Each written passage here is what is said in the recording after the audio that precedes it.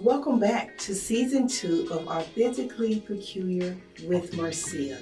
I am your host, Marcia Brame, a licensed professional counselor, a clinical hypnotherapist, an author, motivator, and life coach. Join us during this season as we begin to normalize freedom. Authentically Peculiar with Marcia. Welcome back to Authentically Peculiar with Marcia. Y'all know who I am, but you don't know this guy. Let me introduce you because you know we're all a part of that series about HSV. Well, today I was flooded with people saying, you got to talk to Courtney. You got to talk to Courtney. Courtney, listen. Make me blush.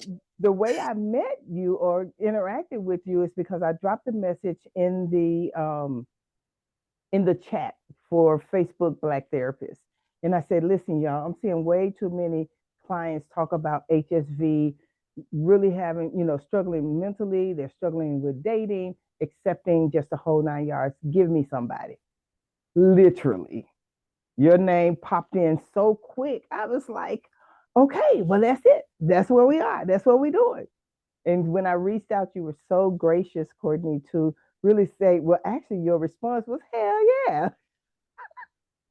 I gotta watch that. I gotta maintain some level of a professional image to some degree. But I mean, I'm excited. I always like, especially when I'm able to hear from other Black people, because generally there are a lot of white people in the space or who will uplift the messaging, whereas I'm finding in communities of color, it is just one more layer of shame and stigma. Exactly. And so let me jump into your bio real quick so I can let You, people know I who was gonna you are. say you ain't gotta read that. I know it's long, and you ain't gotta I'm just read that. gonna hit a couple points. I'm just gonna hit a Okay. couple points, just a couple points. Courtney Brame, he is, I'm gonna call you a guru at this point on sexual health and mental health advocacy for individuals with a positive diagnosis of HSV. And I'm going to say a guru because you literally have the heart of the people that you consider, right? How can I help create a space that's safe, that's educating, and that's welcoming for people that's positive?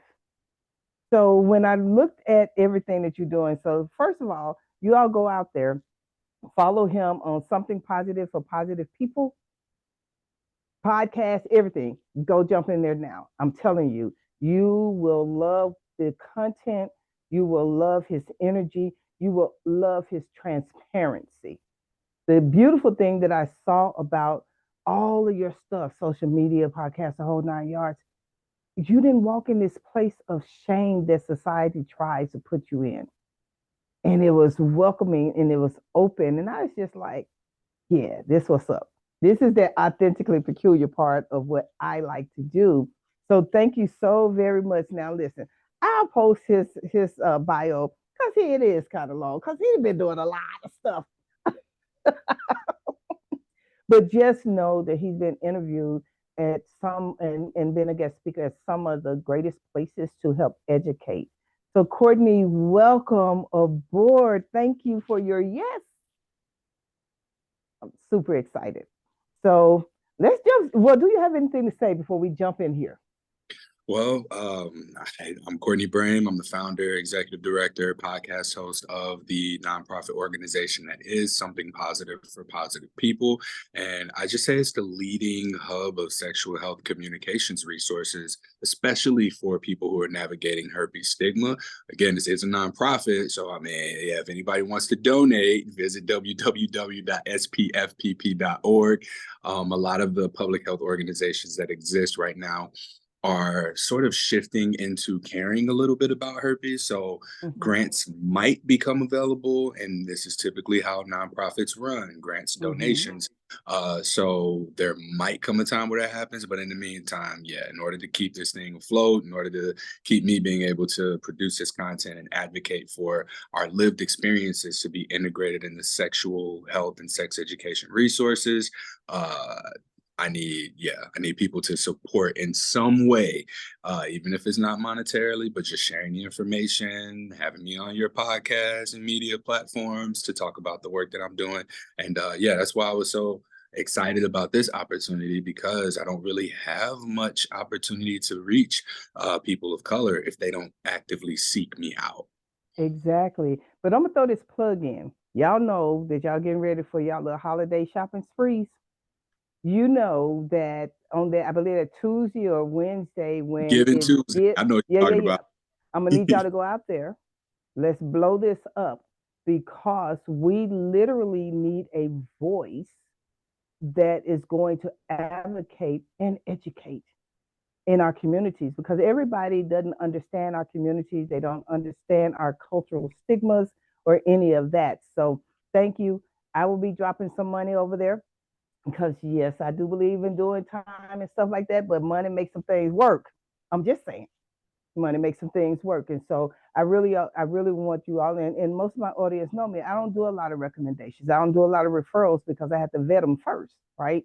And so for you, I think it's important that we flow some money there, not necessarily wait for grants to come through, but we as a community overall, we need to be flowing money into those pockets. So there you go. Yeah, Thank you. you're so welcome. Well, let's get started. I read your bio. And in reading your bio, you got your positive in 2013. So it's been 10 years. How did you get to a place to create a space safe enough to discuss HSV? So people use the word safe space, and very Mm-hmm. recently I've come to realize that that's always made me uncomfortable, because I Mm. believe that no space is 100% safe. Harm True. can always happen, whether we're aware of it Mm-hmm. or not. So one thing that has been important to me is to create intentional spaces. I like that. Intention behind something positive for positive people was people with herpes wanted to kill themselves. And Yeah. so mostly because of their diagnosis. So what I Mm-hmm. began to do is just seek out people who were at an okay place with their status and just ask Mm-hmm. them if they'd be open to recording a conversation about how Mm-hmm. they navigated dating and disclosure. And I'll admit, I was diagnosed 2013, and then in 2017 was when all of the podcasting began. Okay. And I don't think that I really started to come out of my own shame, internalized stigma, until I began doing this podcast and started talking to Okay. people and seeing so many different perspectives, because all you really have when you go into it is whatever your idea of what a person with herpes looks like or how they Yeah. behave. And for me, like, I ain't even had that much sex at that point in time when I was diagnosed. So for me, my sex life was over like as it just started. And Mm-hmm.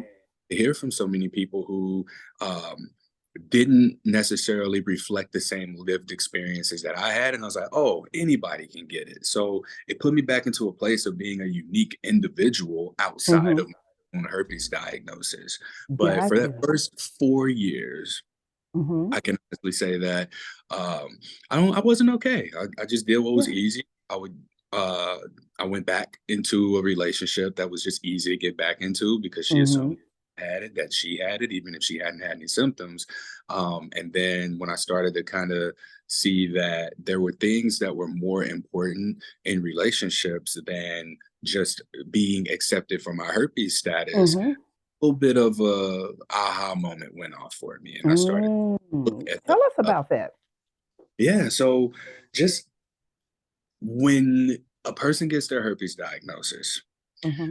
one of the first things that crosses our mind is that I'm not going to be able to have a sex life anymore. Mm-hmm. Nobody's going to have sex. And that's because we wouldn't put ourselves at risk for getting herpes if we had the choice 99% of the time. Now, Right. if it's somebody you believe to be worth the risk, then yeah, you'll make that jump. But Mm-hmm. more often than not, I mean, anybody who doesn't have herpes is more than likely going to say no to just a sexual encounter with Mm-hmm. someone who does have it, depending on where they are in their life. Right. Right.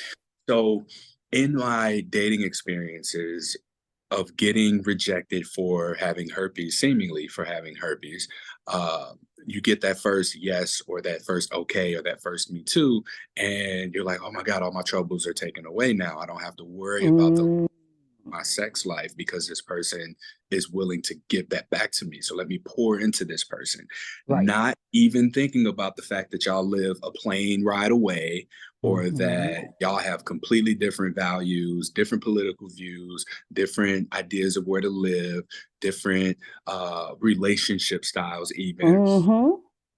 Yeah, so there's all these other components of compatibility that just go out of the window just because somebody says yes to you having herpes and still wanting to be intimate. So Mm-hmm. that was something that I learned quite quickly Mm-hmm. and made me quite a bit picky, but Yeah. also when you become picky, like your tolerance for BS over time starts to dwindle down and sometimes it goes up because yeah, all right, I don't want to be with somebody just because we both have herpes. There's so much more to a relationship than that. Mm-hmm. But at the same time, people got needs. So there's times where you might even compromise a little bit just to get those needs met if you're Mm-hmm. not at a place where you're secure in who you are and your identity. Um, before I transition to identity, I want to just give you the chance to say something because I'll talk if you let me. Listen, you don't even normally I'll interrupt and say, well, let me ask this question. I'm so I'm so in tuned, right, to the conversation because the things that I would want to hit as a mark, such as, being able to love you through the diagnosis. What I've been telling my clients is you don't have to wear the diagnosis. It's a diagnosis. It's not your identity. And when you stop wearing it as an identity, like you have this big sign on your head that says herpes, no, you don't have to do that. And when you take the shame out of it for yourself, because our truth is, and I had Dr. Katina Green on her episode will air this Sunday. One of the things that she said, well, she said a couple of things. She said, one in four people will contract HSV, bottom line. Two, 582,000 people a year are contracting HSV. And lastly, she said, you're not the poster child. The same way you wouldn't run out and tell everybody your medical record immediately, you don't need to run out and tell everybody just because they said, hey, that's where you are, right? You have to be at a place to process things for yourself. So, what I hear you saying is, I moved past the quote unquote desperation of just saying I could be with someone that accepted my status to recognize I still have a right to have standards. Yeah. Tell me about that. Right. So one of the things that I often say is that sexual health is mental health. And what I mean by that is that a lot of times our identity and our sexuality are very interconnected. So you get this Mm-hmm. diagnosis and it's not my sexuality, my Right. sex life is over, it's that my life is over.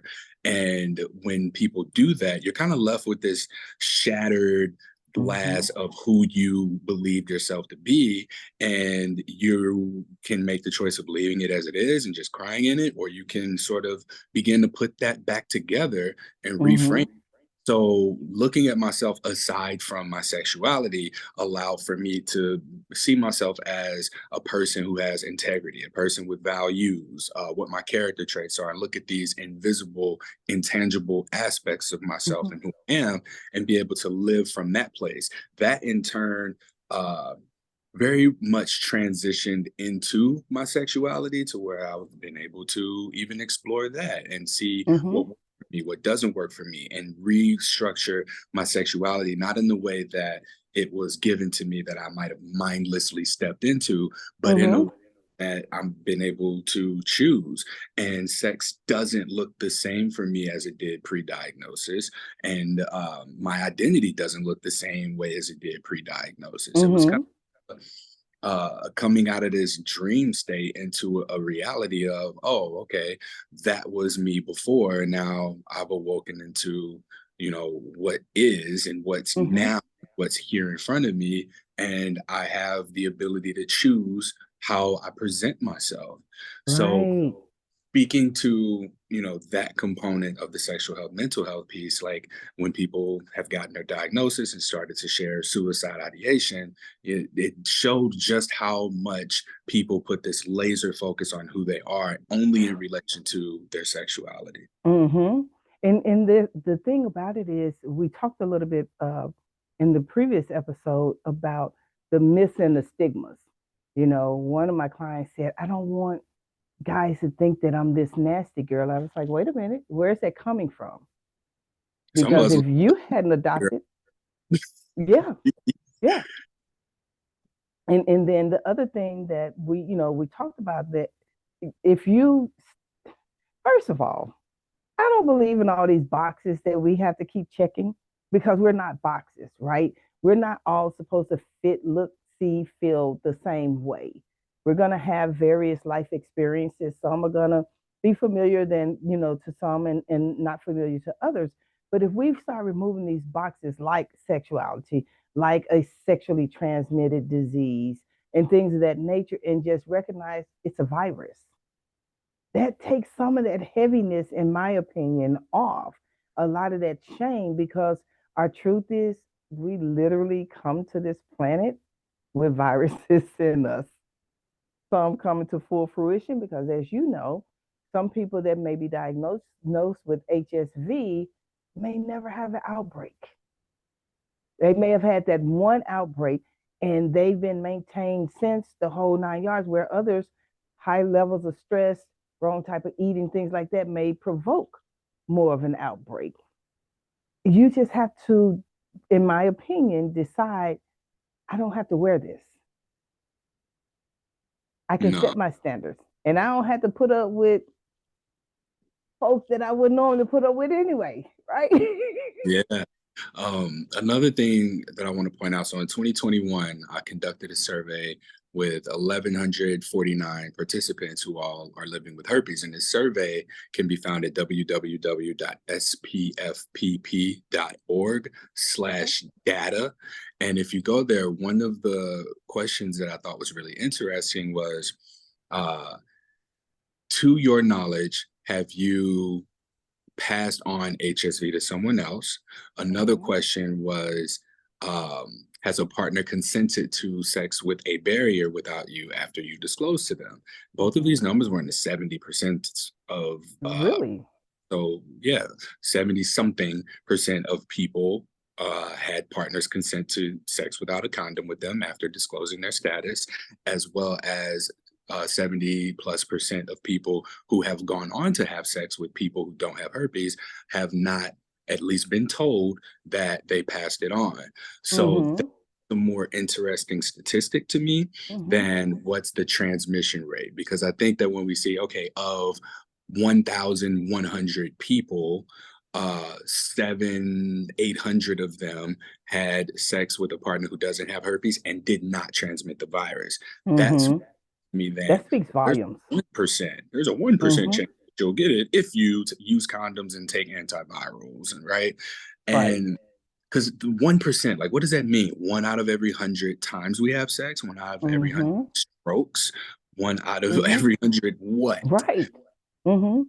So yeah, that was just something that I wanted to just plug in there But for people. that's phenomenal, because the balance is there, right?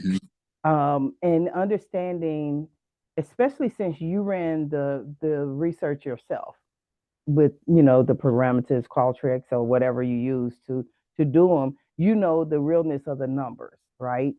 So hearing that when people are in tune with their body, and they have the conversation with their partner, you can still engage in no transmission. You just have to have the conversation. How difficult is that conversation? It used to be very difficult because I hadn't had any practice. It's one of those things that I don't think it gets easier over Mm, time. I okay. think that your resilience to the potential outcome Mm, a little bit more, you get more resilience, I would say. You also get okay. better at gauging, who's worth the risk. I always say, Mm-hmm. yeah, my heart broken before. I had my heart broken enough times to know that it's worth being in love. So Mm-hmm.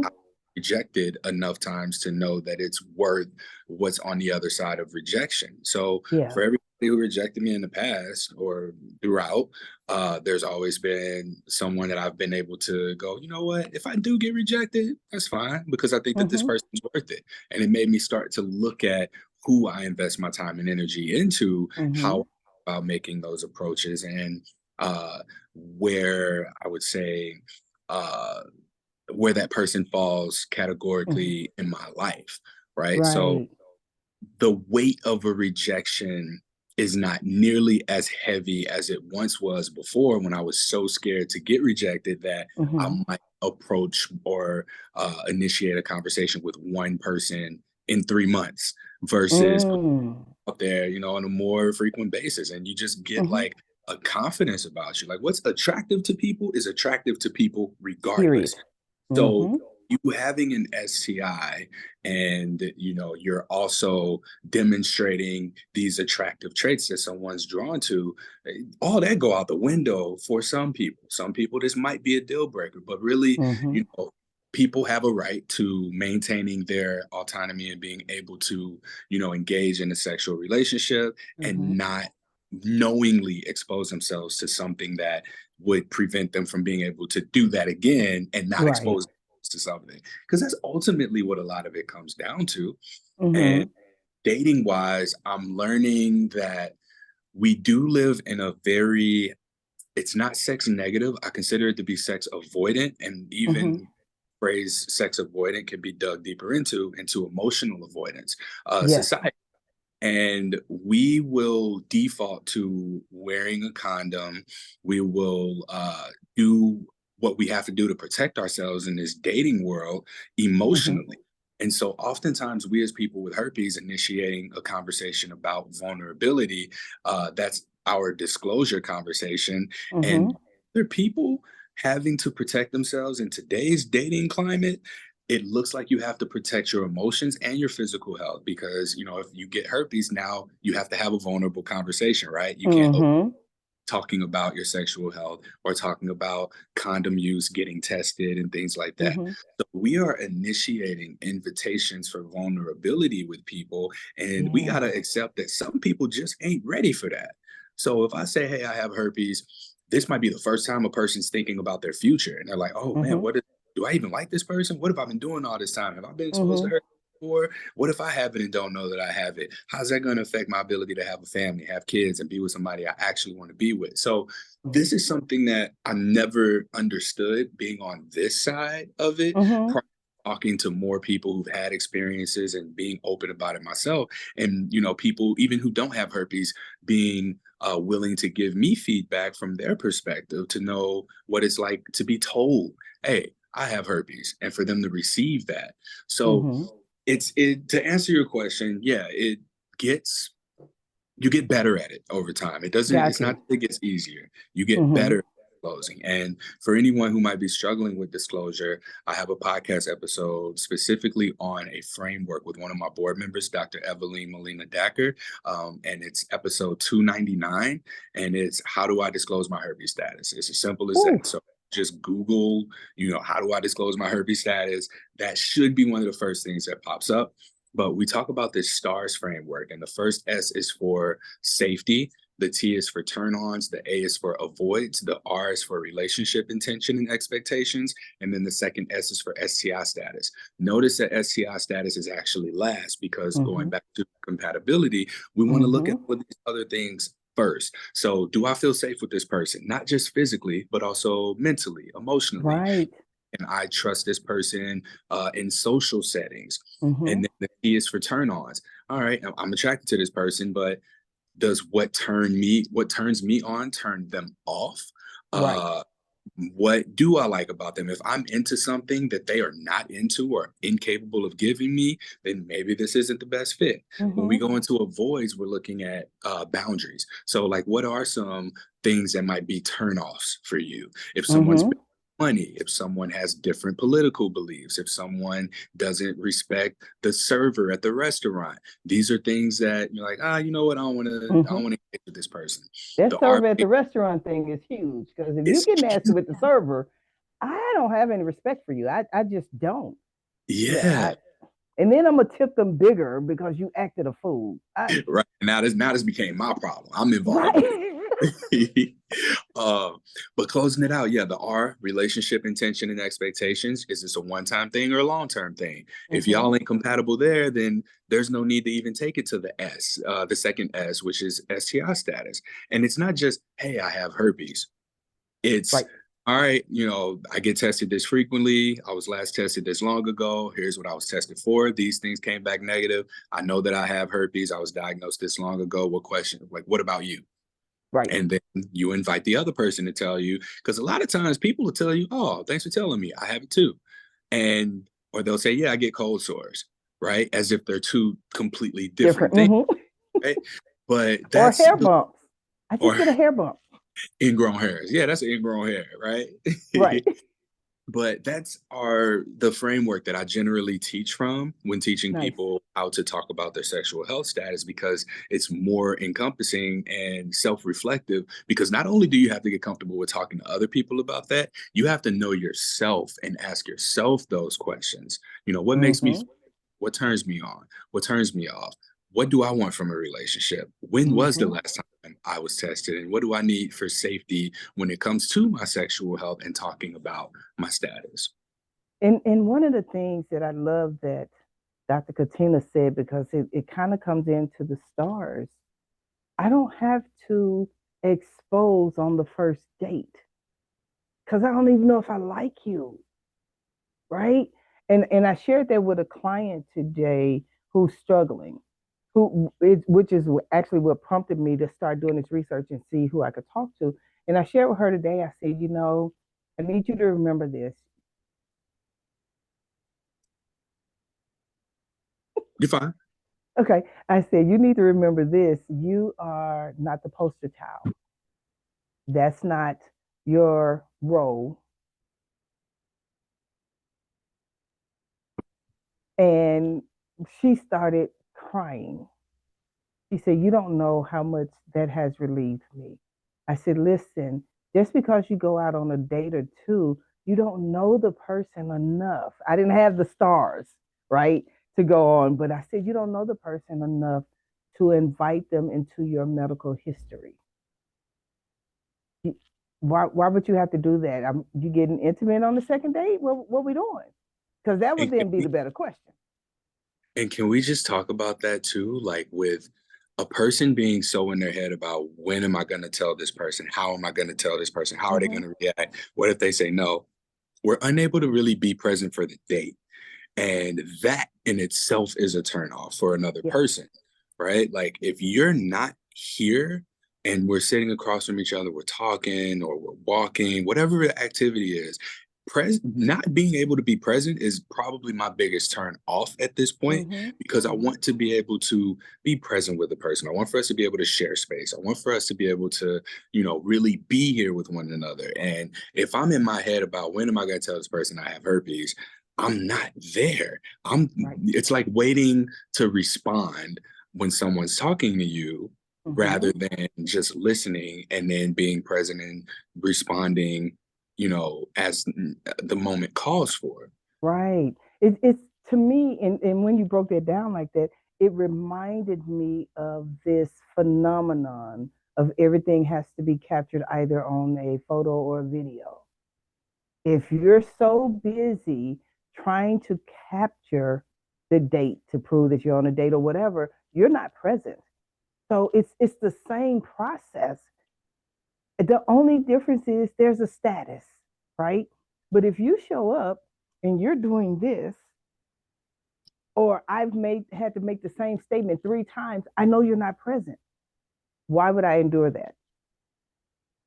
Right? Exactly. Yeah. And so you got to give yourself you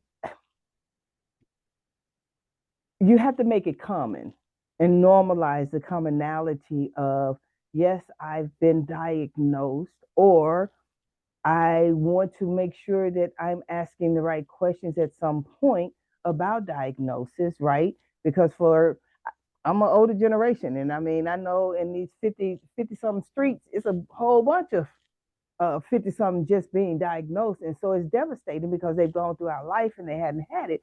So you're asking the right questions, but you can't focus on the when. You have to really recognize, one, am I really going to tolerate you smoking that cigarette versus us having a conversation?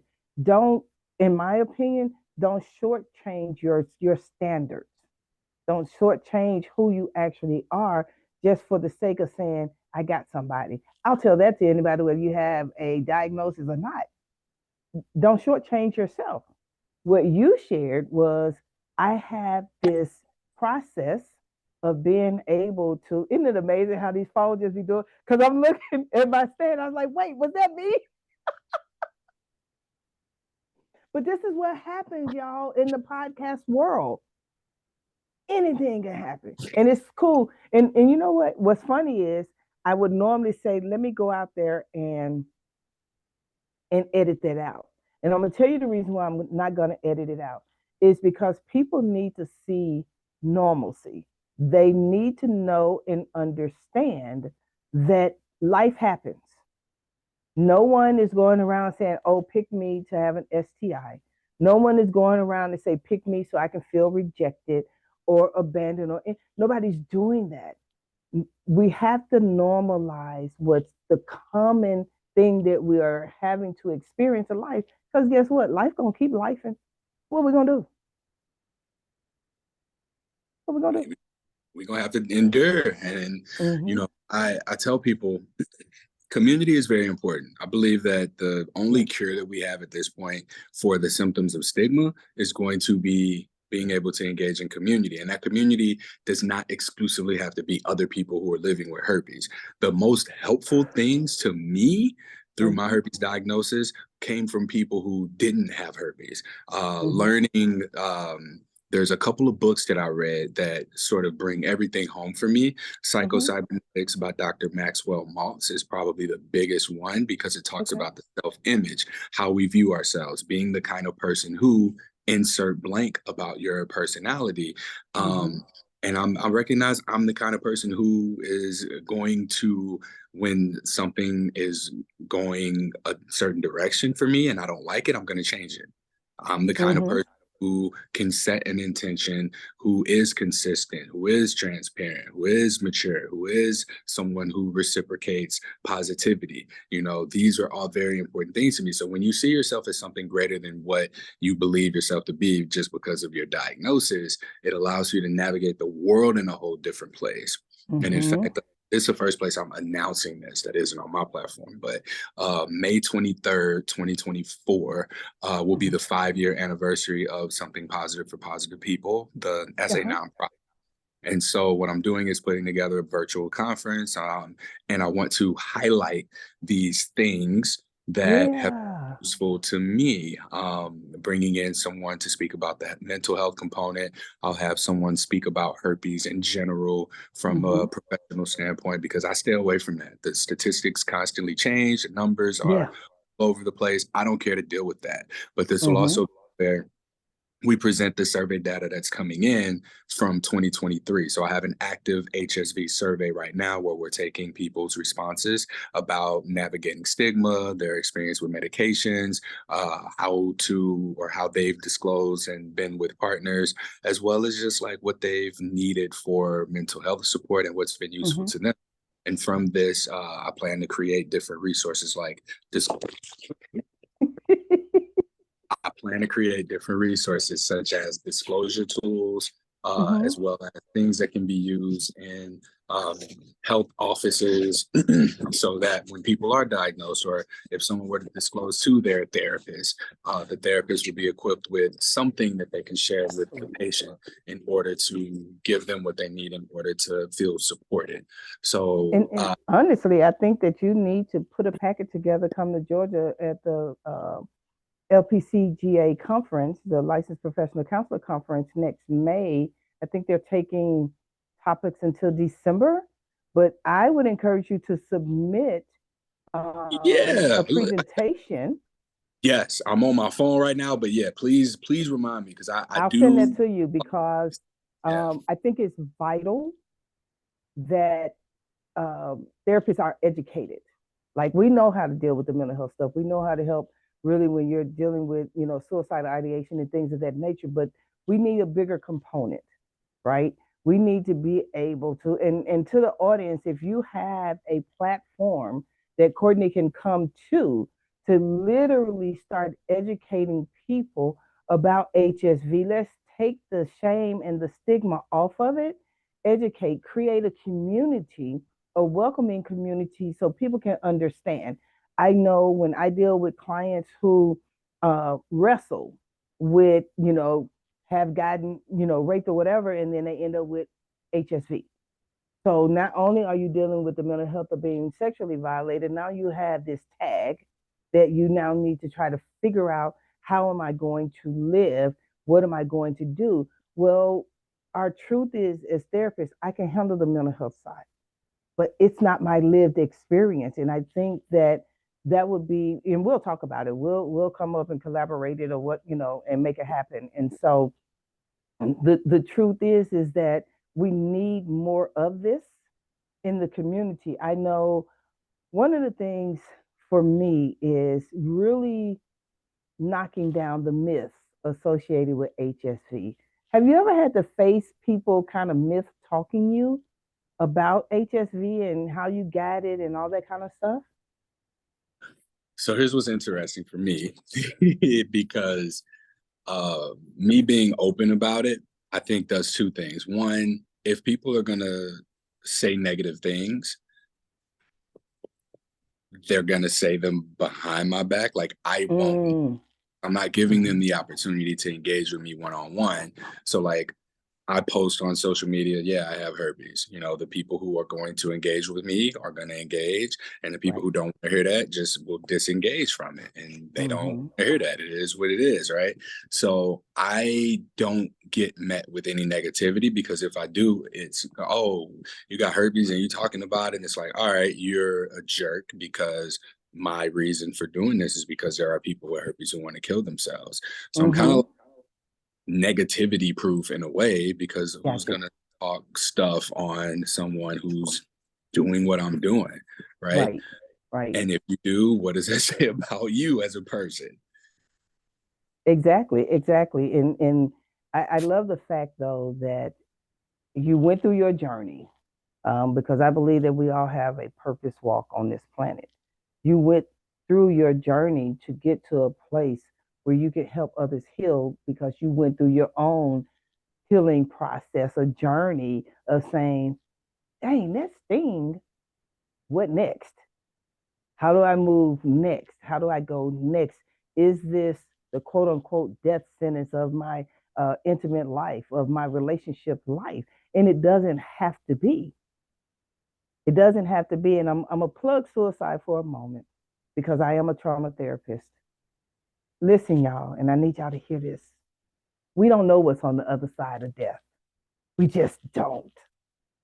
And I can promise you this, if you give yourself permission to ask the questions, to build support, to reduce that shame, to reduce the anger from being diagnosed with HSV, you'll be able to live in a space that you appreciate you. There's nothing that we know about the afterlife. We all know we all got to go there at one point. But our real reality is we need you. I just needed you to know that we need you. And I know that those thoughts will come in, because if somebody lie or say to you, I've never had that thought, I don't know a human that hadn't had that, well, what if I wasn't here thought? It happens. But we need you. And Courtney is a huge source, just a resource of positivity, right? And let me ask you this question. Has anyone had to call you and or share with you that they were suicidal or even contemplating? Um, so herpes aside, I've had more instances in my personal life with people who have died by suicide or attempted suicide. Mm, And my very first experience that I can recall was actually with one of my very first girlfriends. And mm, one day she called me and she left a voice message. and the voice message just sounded off. I don't know Mm-hmm. what that was about, Mm-hmm. but something told me call the suicide hotline. So I called the suicide hotline, whatever the number was at the time, and I was like, "Hey, I don't know the address, but I can tell you how to get to this house. Here's her name. Here's information. Like, I'm concerned." Mm-hmm. So they got there and they found her in the tub. She was alive. Her brother ended up calling me and telling me like, "Hey, thanks for calling." Mm-hmm. And from there, I had a college or a foot, I'm sorry, not college, high school football teammate end his life shortly after I saw him interviewing for a job that I was working at. I was like, "Oh, you're going to work here Wow. soon too." And, I can't help but wonder what it was for these people that made them contemplate suicide. Mm-hmm. There have been a couple of close relatives, I won't say You're who've right. forms threatened suicide.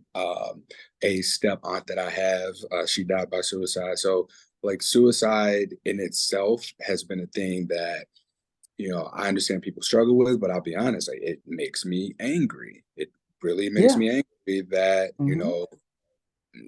this moment cannot be what it is without you here. So, like you said, you're Right. needed. You're necessary for this moment to be what it is. And if you take yourself out of this moment, you know, we don't know that it's going to be better without you or Right. worse without you. So one of the things that I've learned over the process of this podcast and interviewing people, and even seeing, there was someone in the community, I forget how many years ago it's been, but he ended his life. And Mm. we don't know exactly why. There was no note. We just know he was in the community and he ended his life. But Mm-hmm. I've learned through grief counselors, she told me, she said that suicide isn't done because a person is sad, which I Right. learned, and it wasn't because of a loss of control, like they Mm-hmm. said, but it was because of identity invalidation. Can you imagine Mm-hmm. just screaming out to the world, "This is who I am, this is who I am," and everybody Yep. being like, "No, no, no, I don't see you that Mm-hmm. way, not that way." Mm-hmm. And so identity validation to me is suicide minimization. I don't like Mm-hmm. the word because people still gonna do what they're gonna do. And So you cannot prevent a person who has made their life their decision. I try not to use even the word suicide.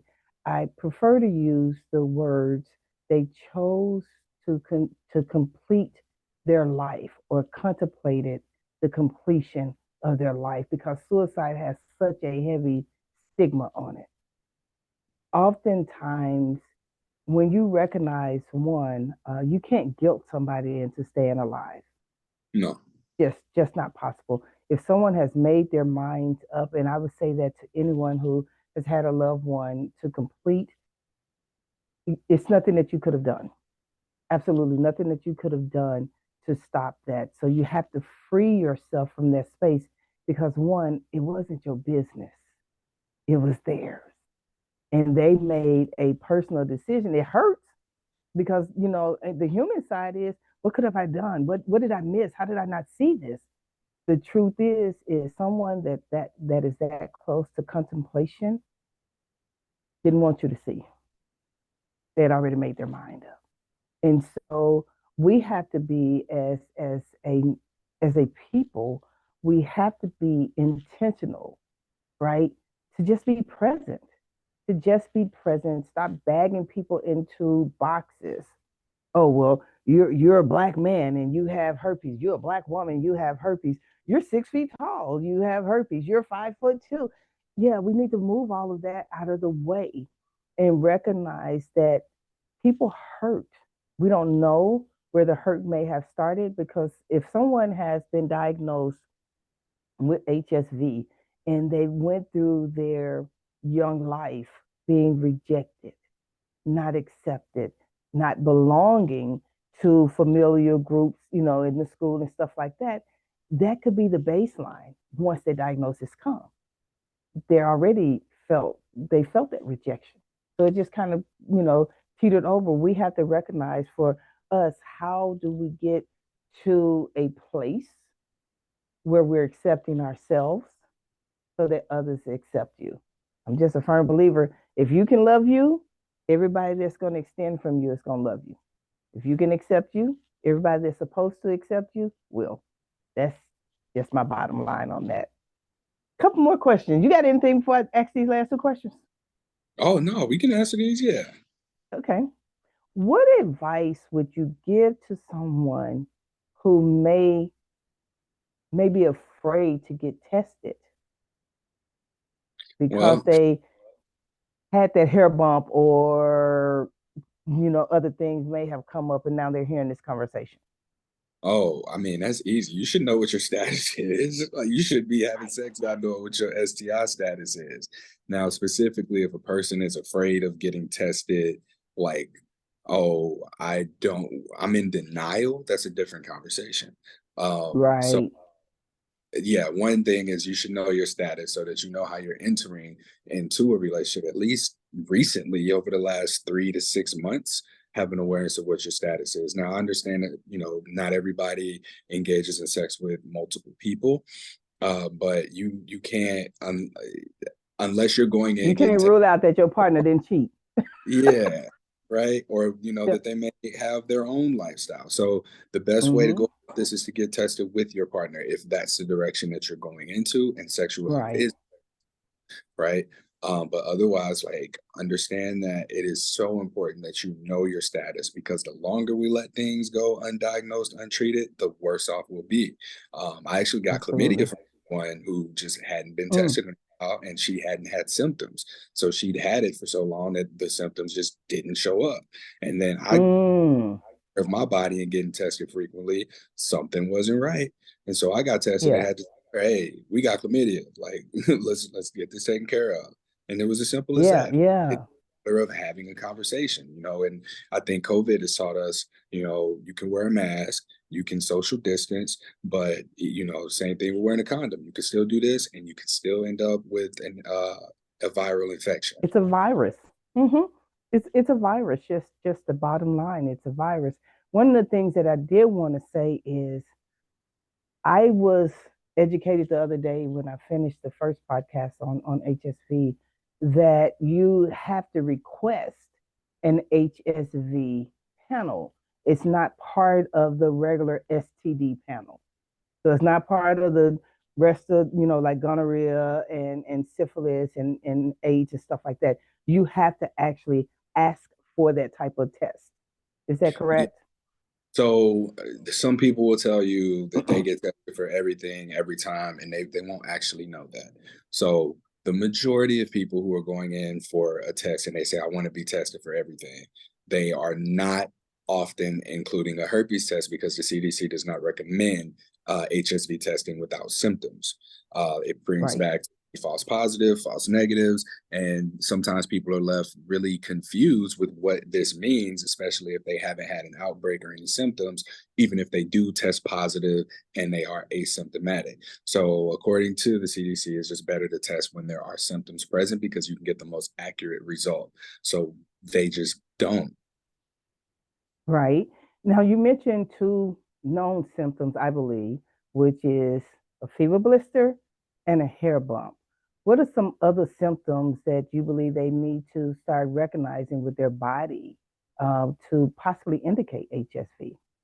Yeah, so I mean, if you have any tingling, itching sensation in the area, this could be a number of different things. So the only way to know whether or not it's herpes is to go and be tested for herpes, or to, I encourage people to, if you see something going on, make a video and like record yourself interacting with it, like poke at it and move it around a little bit and see how it behaves. Not necessarily try and pop it or anything like that, but have Right. this video because if you make a doctor's appointment and you can't get in for 3 days and you got this going on for 3 days, that could be enough time for it to go away or look Right. completely different than when it was alarming, right? So bring that video in with you to the doctor so that they can test you and that they can have a visual idea of what it could be, what it could look like, because it could be nothing, it could be something. Mm-hmm.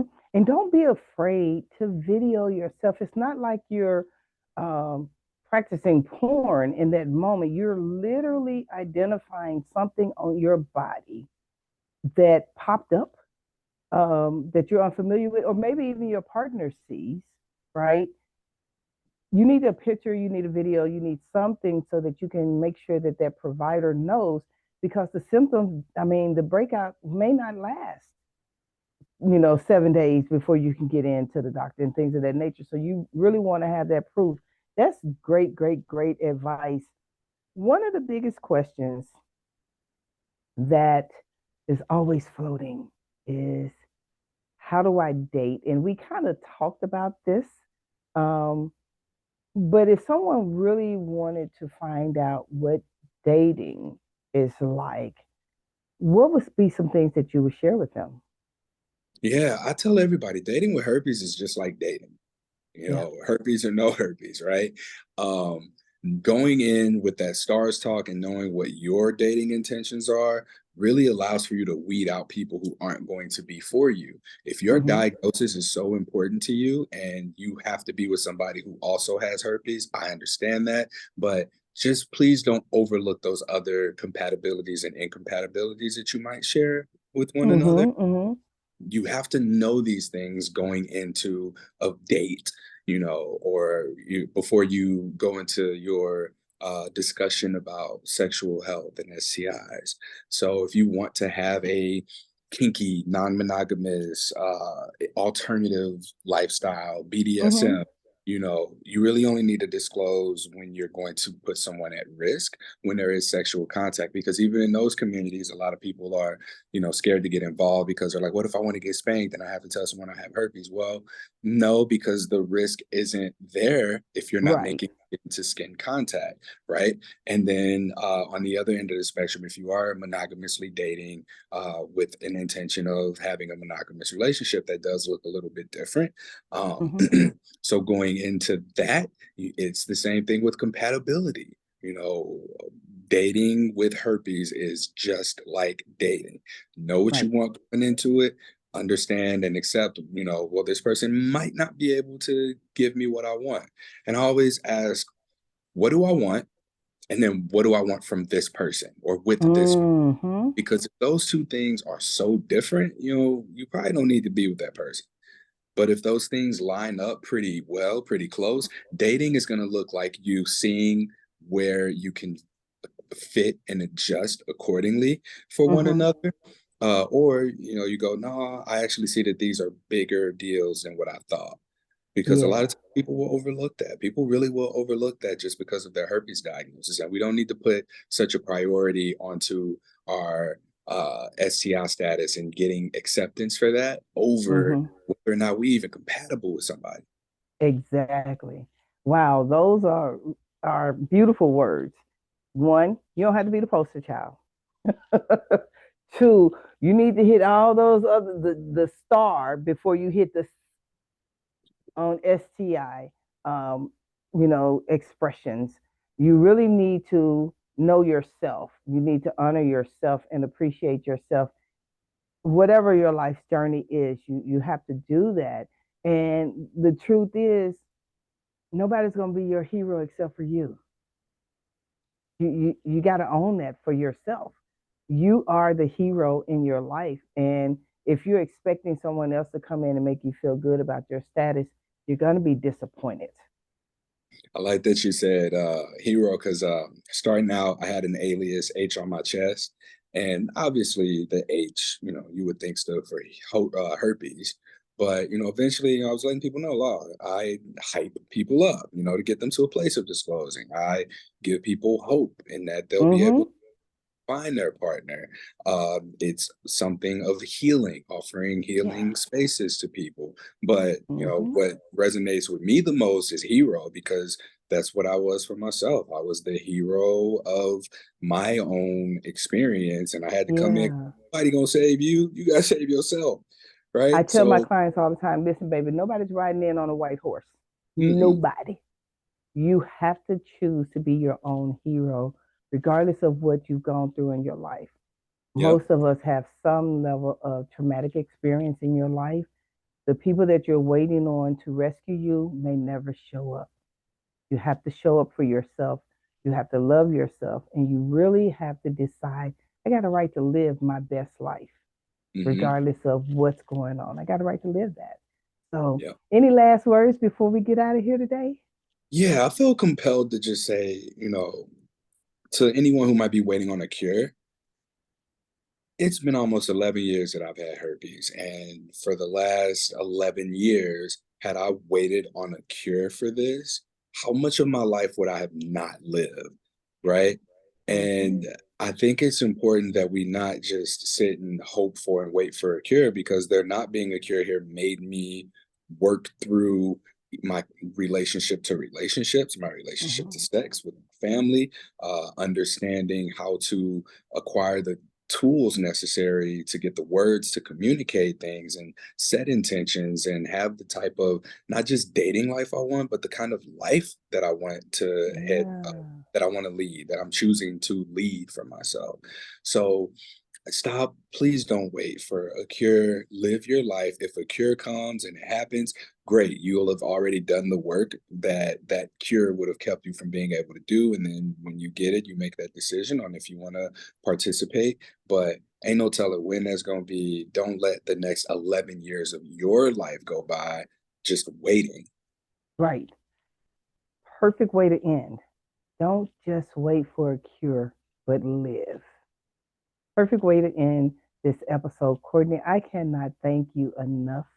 We're going to get together and work on that other thing, but I cannot thank you enough for bringing your lived experience into the faces of the people. I am going to post on all of my social media the link to the survey. So, because I actually went out there, and then when they said, "Well, are you living with?" And I was like, "Well, I can't really answer because it's not a survey for me." But I'm certainly going to share it because I don't know who's out there, who's afraid, and things of that nature. But the survey is anonymous. There's nothing there that's going to identify you. So take the survey if it applies to you. The more data that we have, the more Courtney can literally build content to help others go through this journey, because it's a journey, it's a life journey, right? This episode is going to be out on October the 22nd at 8 a.m. on all streaming apps, specifically my YouTube channel, Authentically Peculiar with Marcia. I'm going to drop Courtney the link so he can have it for all of his social platforms as well. You can also find me on Spotify, TikTok, all of that stuff. Just type in Marcia Blane, MarciaBlane, or Authentically Peculiar with Marcia B. You'll find me there. Courtney, again, thank you. I really, really, really, really, truly honor and appreciate you. And we'll be talking real soon. Have a great one, everybody.